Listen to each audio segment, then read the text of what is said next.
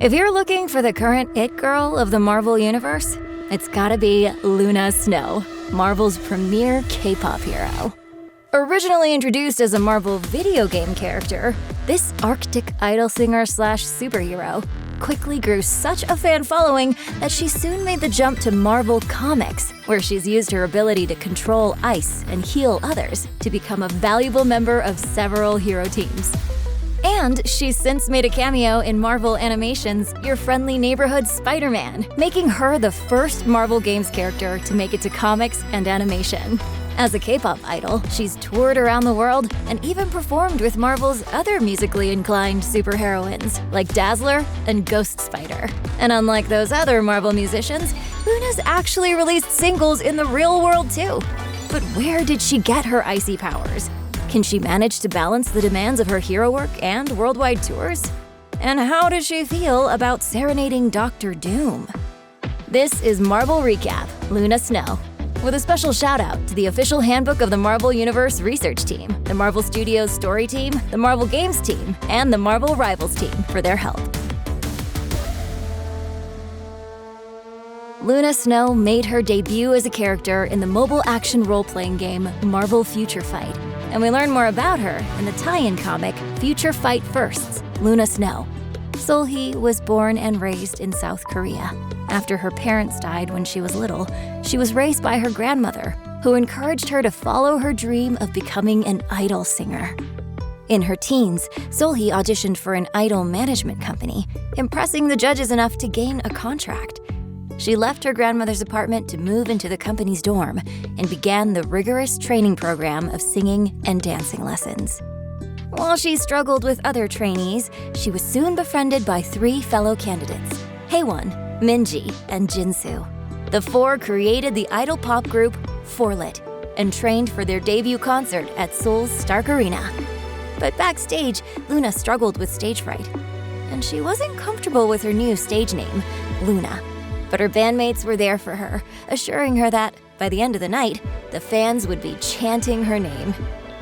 And with that, Luna and Forlit took the stage to entertain their cheering fans. But unknown to Luna, her management company had brought in an experimental special effects team for the show. That team turned out to be agents of the scientific terrorist organization Advanced Idea Mechanics, or AIM, led by Jae-hwa Kwak, aka the Joro Spider. The team was determined to steal the arena's cold fusion reactor. They quickly took over the arena, holding Forlit and their fans hostage, including Luna's grandmother. After Luna saved her groupmate Haewon from a falling scaffolding, she stood up to the AIM agents. Joro Spider was impressed by her courage and gave her the reward of watching her friends die, as she dumped all of Forlit into the arena's cryoreactor to freeze to death. As Luna struggled to find a way to escape, she was hit with a blast of energy, which turned half her hair white and gave her the ability to control ice and snow. She used that power to escape the reactor and blast the AIM agents with shards of ice. That left only Joro Spider, who mocked her by saying she was an entertainer, not a hero.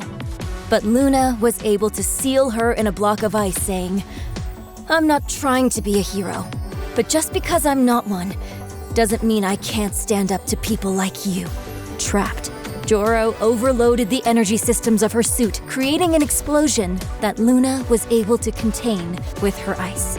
As Luna comforted her grandmother, she found herself face to face with her fans, who were all chanting the name Luna Snow.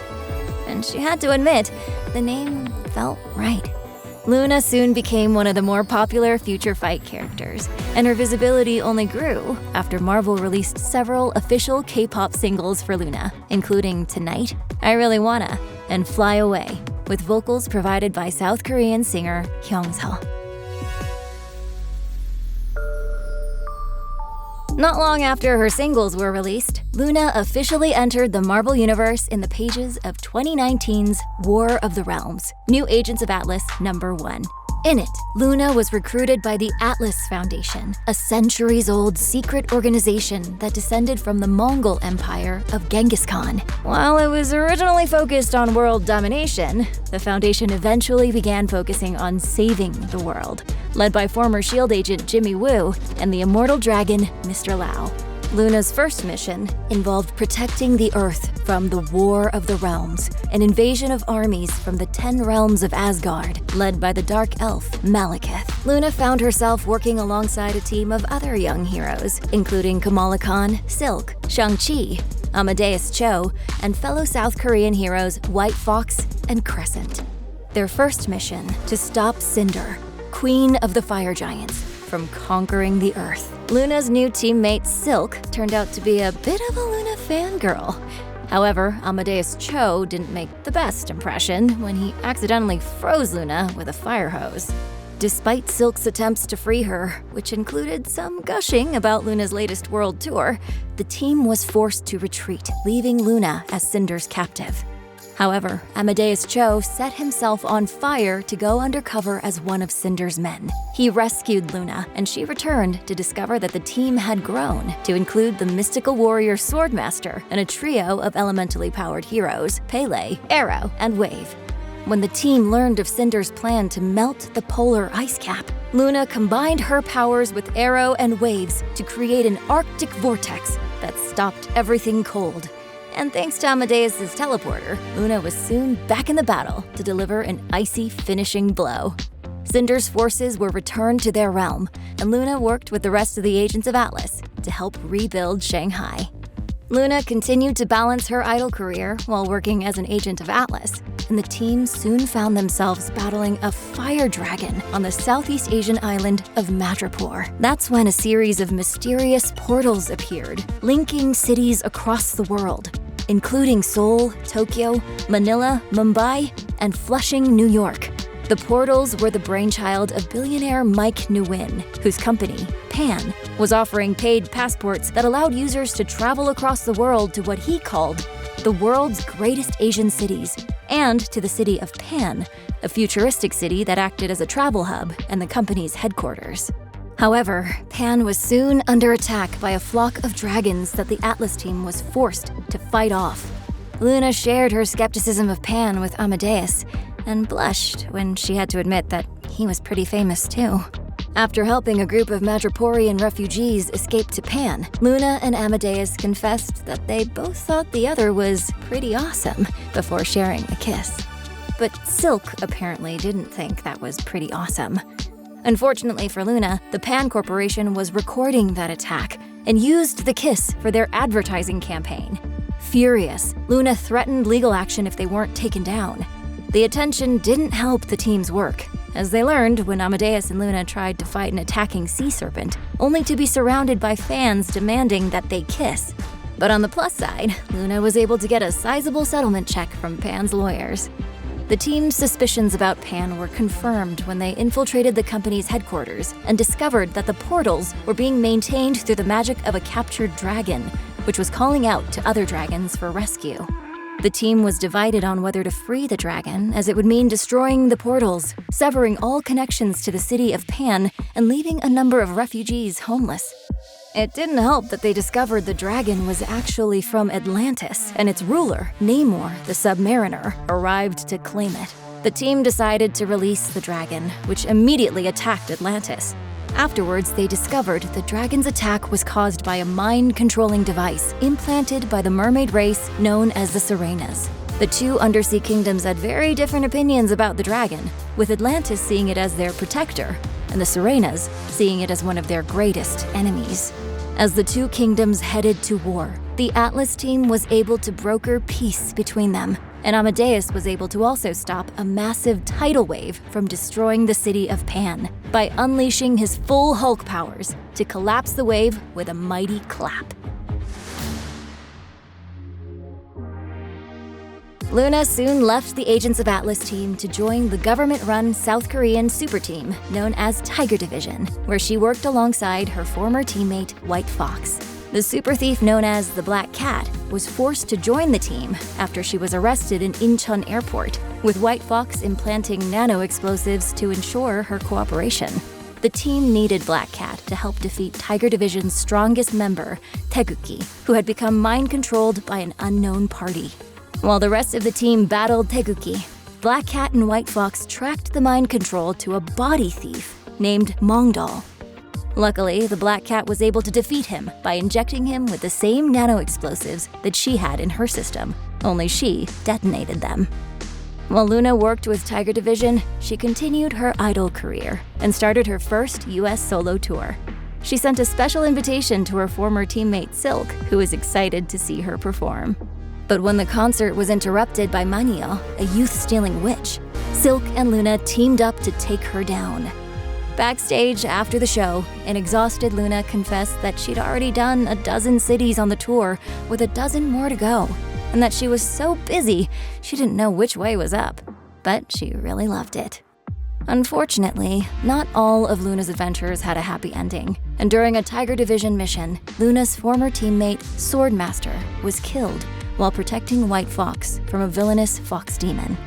Afterwards, Luna tried to console White Fox as she struggled with her friend's death and warned her that obsession wasn't going to bring Swordmaster back. Not long after, Tiger Division was forced to rescue Taeguki again after his former criminal partner Min-jae stole his powers. But the real danger came from Min-jae's secret partner, Dr. Doom, who arrived to claim those powers for himself. After the Tiger Division managed to return Taeguki's powers, Doom left, but not before warning the team that this isn't over. Luna's growing worldwide fame led to a headline spot on the Concert of Champions, a superpowered concert in Orange County, California. There, she shared top billing with two of her idols, mutant pop idol Dazzler and teleporting mutant punk rocker Lila Cheney. However, Dazzler was suffering from a horrible case of stage fright. Her last world tour had ended in disaster when she was attacked on stage by the former Reaver, Pretty Boy. Luna took a break from posing with her fans to try and cheer up Dazzler with an ice-sculptured tribute. Unfortunately, Dazzler slipped and accidentally destroyed Luna's trailer. When a gritty new band, Deep Void, took the stage and started riling up the audience, Lila and Luna tried to get Dazzler to help, but she refused to leave her trailer. Deep Void was confronted by Ghost Spider, aka the Gwen Stacy of Earth 65, who was blasted by their frontman's sonic cries. The band used their music to open a portal and release an interdimensional monster known as a Fear Child upon the Earth. Luna arrived and revealed that the band was made up of supervillains, Angar the Screamer and the four-armed mutant Forearm, the jewel-headed Ruby Thursday, and a random Doombot.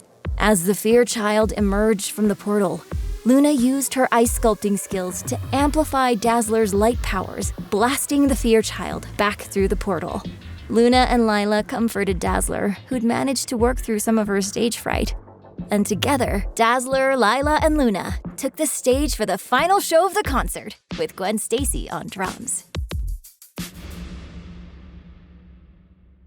Remember how Doom said it wasn't over? Well, we found out what that meant during the One World Under Doom storyline, when Doom became Emperor of the World.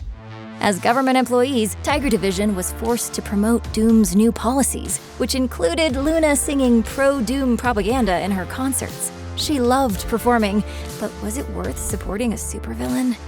And while Doom was obviously evil, Luna was torn about publicly denouncing him, especially after she met a young fan who'd been helped by Doom's universal healthcare policies. Her dilemma wasn't helped when she discovered that Tiger Division, which had gained the mind-controlling mutant Karma, and her old Atlas teammates Wave and Arrow, was now being rebranded as Doom's Division. Their latest mission? To hunt down the mutant Sunfire, who was leading a resistance to Doom's regime. While Luna was preparing for a new concert, the rest of the team confronted Sunfire. That's when we learned that Wave and Karma were working with Sunfire, and the two teams battled each other. Arrow was able to talk the two sides down, only for White Fox to take out Sunfire with a kiss. She then turned on the rest of the team, arresting them and saying that if they couldn't follow orders, Doom had no further use for them. While Luna continued to promote her new pro-Doom album, Gunnar 2 and Auntie Auntie managed to rescue the rest of the team from prison, only to face a pro-Doom White Fox. That's when Luna arrived to stop her. But she was surprised to discover that White Fox was secretly working with Sunfire. The team's arrest was all a ruse to fool Doom.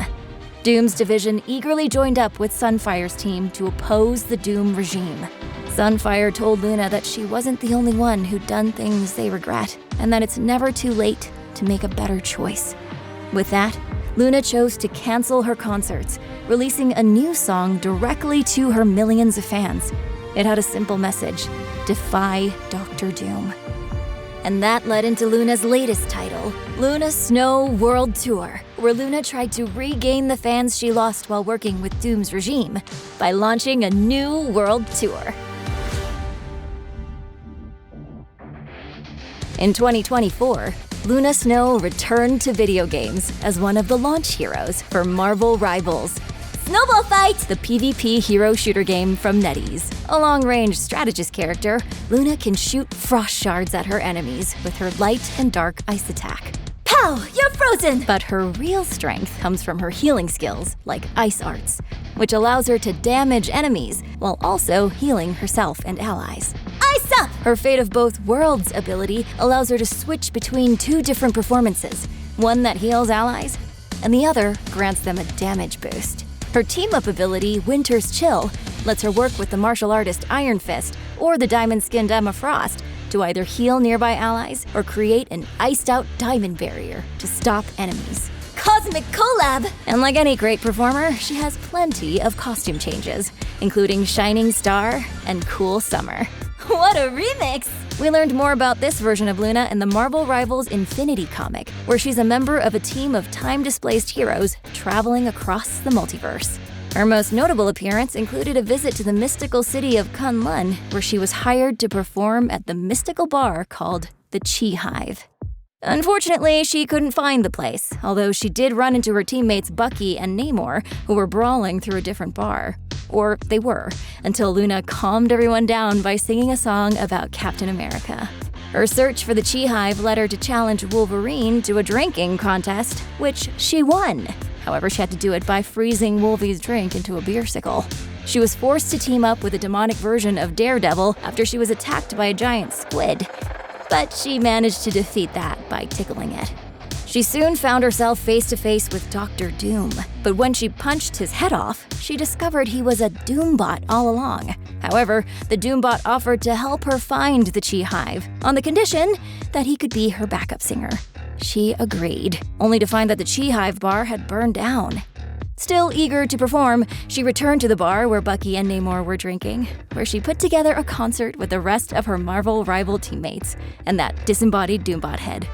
There are more plans for Luna and Marvel Rivals, with a new outfit, Disco Pop, releasing in January, and an all-new disco song, Flight Mode, to go with it. We're dancing under moonlight, 소문이 꺼버려, turning up the heat, get it, oh. We're switching up the lip gloss, mixing up the crystals, all they want to know how we do it. Now it's the restrict to flight mode. You never know where Luna Snow might pop up next. But whether she's defending the world or delighting her fans, you know she can handle it, while looking cool too. And that is our bridge summary of Luna Snow. Want to learn more? Sign up for Marvel Unlimited, where you can find all of Luna's appearances, including her ongoing part of the Marvel Rivals Infinity comic. And if you're curious, here's the full list of comics referenced in this video. You can also catch her in Marvel Future Fight and Marvel Rivals. And you can find Marvel Animation's Your Friendly Neighborhood Spider-Man on Disney+. This has been Marvel Recap Luna Snow.